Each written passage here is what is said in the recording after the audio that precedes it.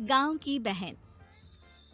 फूलमती काकी, अंजलि दीदी के लिए शहर से फोन आया है, जल्दी से भेजो दुकान पे, नहीं तो फोन कट जाएगा। हाँ हाँ बेटा, अभी भेजती हूँ। अंजलि बेटा, तेरे लिए शहर से फोन है, सब काम छोड़ के जल्दी जाके सुन ले, नहीं तो फोन कट जाएगा। हाँ माँ, अभी जाती हूँ, जरूर मीनाक्षी दीदी का फोन आया होगा।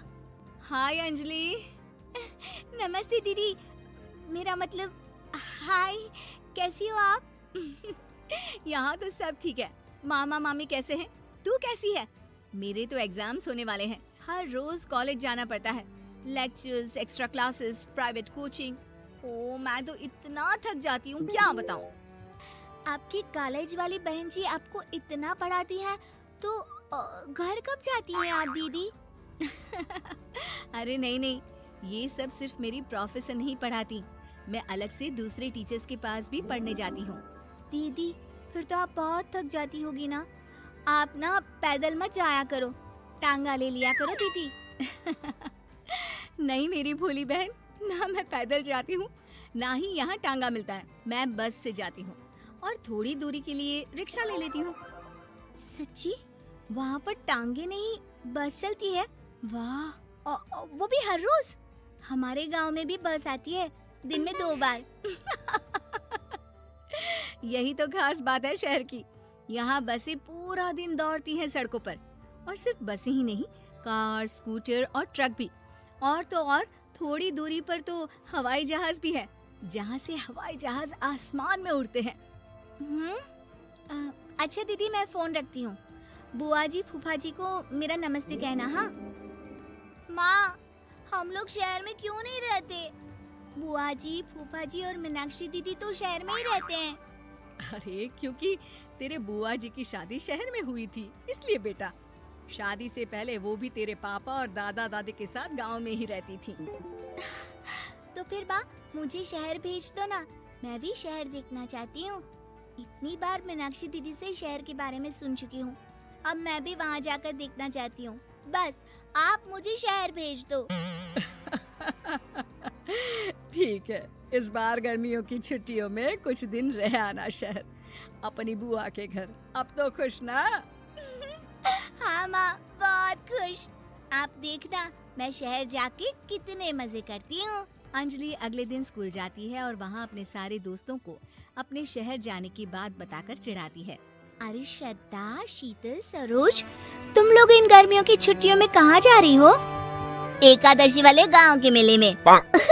हम तो दूसरे गांव में नानी के घर जाएंगे, उनका घर नहर के किनारे है, बड़ा मजा आएगा। हम इस बार कहीं नहीं जा रहे, बल्कि हमारे घर में रहने के लिए मेहमान आएंगे। और तू? अरे मेरा क्या है, मैं तो बस पास वाले शहर जा रही हूँ, अपनी बुआ जी के घर, वहीं रहूंगी कुछ दिन।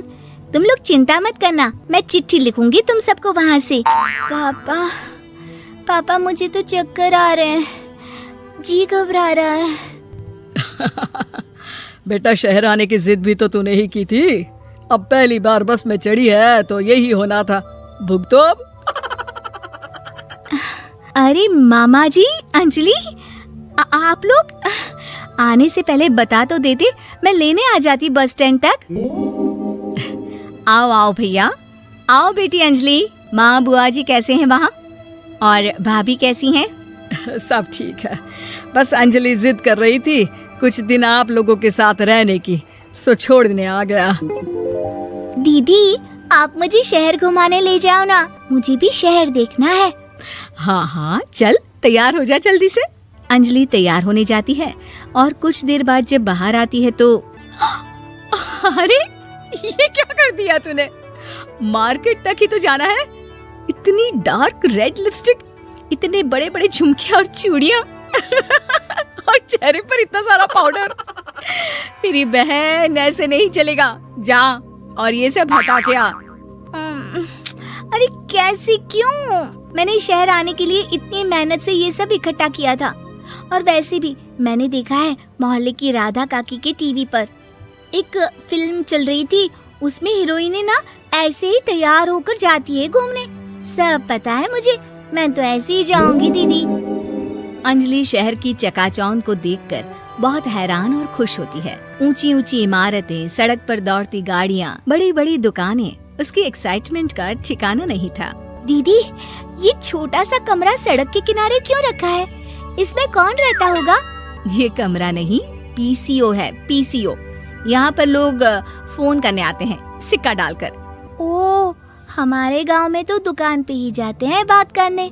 अच्छा चल, तुझे रेस्टोरेंट में खाना खिलाने ले चलती हूँ। Excuse me, 2 plate noodles please and 2 Cola. Meenakshi को ऑर्डर प्लेस करते हुए अंजलि बहुत ध्यान से देखती है और थोड़ी ही देर में ऑर्डर लेकर वेटर आ जाता है और खाना टेबल पर रख देता है। अरे, ये लंबी लंबी सेवइयाँ खाते कैसे हैं दीदी? और इसके साथ कोई अचार, प्याज, मूली कुछ भी नहीं दिया, बस ये छोटा सा पेट खुजाने वाला दे दिया है। गांव में तो छोटे छोटे चावल ही होते हैं जो कि हाथ से ही खा लेती हूँ। अब इसे कैसे खाऊं दीदी? एक्सक्यूज मी, एक चम्मच प्लीज, और लिटिल प्याज और अचार और मूली और 1 गिलास मट्ठा, वो बाद में। हाँ, अब ये सब सुनकर आसपास बैठे लोगों को हंसी आ जाती है।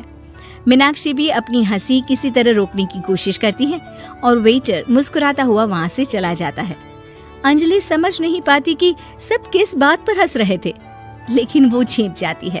दीदी, मुझे लगता है कि मुझे इन सेवइयों को ऐसे ही खा लेना चाहिए, इसी पेट खुजाने वाले कांटे के साथ। एक काम कर, तू मुझे खाते देख, जैसे मैं खाऊं तो भी वैसे ही खा ले।